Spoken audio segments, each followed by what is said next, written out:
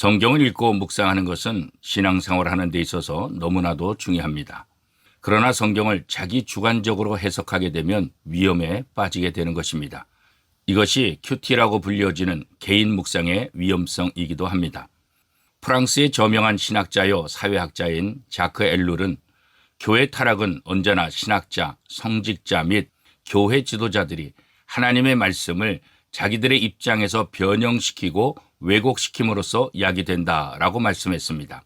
그렇습니다. 비성경적, 반기독교적인 일들이 하나님과 예수님의 이름으로 행해지고 있다는 것은 바로 성경을 자기 주관적으로 해석하고 있기 때문인 것입니다.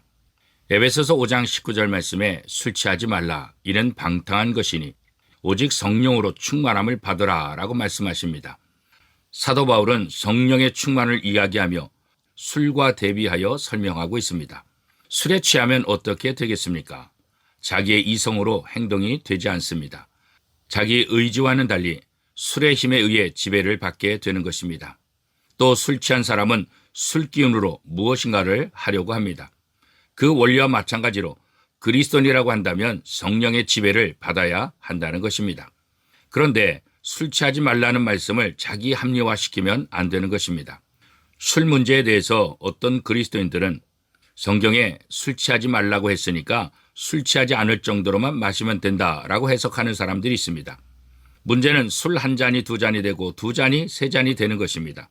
그래서 결국은 술의 지배를 당하게 되는 것입니다. 또 어떤 사람은 성경을 알고 있다고 얘기하면서 술잔을 들고서는 내 잔이 넘치나이다 라고 외칩니다. 성경 말씀을 말한다고 다 하나님의 말씀이 되는 것은 아닌 것입니다. 존 스토트 목사님은 이렇게 말씀했습니다. 술은 두뇌에 있는 모든 것의 최중심부를 억제한다. 술은 사람에게 자제력, 지혜, 이해력, 분별력, 판단력, 몸의 균형, 사물에 대한 평가력을 제공해 주는 모든 것, 다시 말해 그 사람을 가장 훌륭하게 행하도록 만드는 모든 것을 통제한다. 그러나 성령은 정반대의 일을 한다.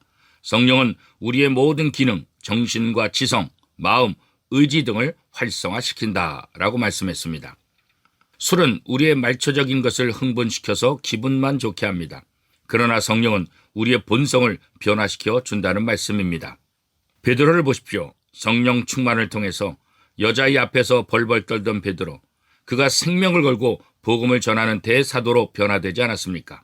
하나님은 사도 바울을 통해서 그리스도인들은 내 의지, 내 고집, 술기운이 아니라 성령의 지배를 받아야 지혜로운 사람이 된다는 것을 분명하게 말씀해주고 있습니다. 그래서 사도 바울은 술 취하지 말고 성령 충만하라 이렇게 말씀하고 있는 것입니다. 그러면 우리가 어떻게 성령 충만해질 수 있을까요? 간단합니다. 사람이 어떻게 술에 취하게 될까요? 술을 많이 마시면 취하게 되는 것입니다. 술이 몸 안으로 들어가니까 그 술에 의해 몸이 지배를 당하는 것입니다. 마찬가지입니다. 우리 몸과 마음에 성령이 들어가야 하는 것입니다. 그러면 어떻게 성령이 들어갈 수 있을까요? 사도행전 5장 32절 말씀입니다. 우리는 이 일의 증인이요 하나님이 자기를 순종하는 사람들에게 주신 성령도 그러하니라 하더라. 자기를 순종하는 게 무엇입니까? 바로 예수를 영접하는 것입니다.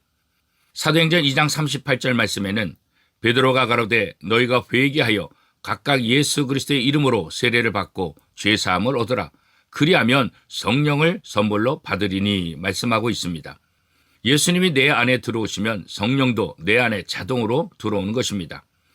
요한복음 1장 12절 말씀에 영접하는 자, 곧 그 이름을 믿는 자들에게는 하나님의 자녀가 되는 권세를 주셨으니 말씀하셨습니다.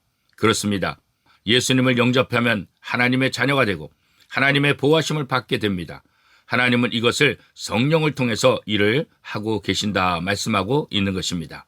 사랑하는 성도 여러분, 오늘 하루도 성령 충만하여 하나님을 기쁘시게 하는 복된 하루가 될 수 있기를 축복합니다.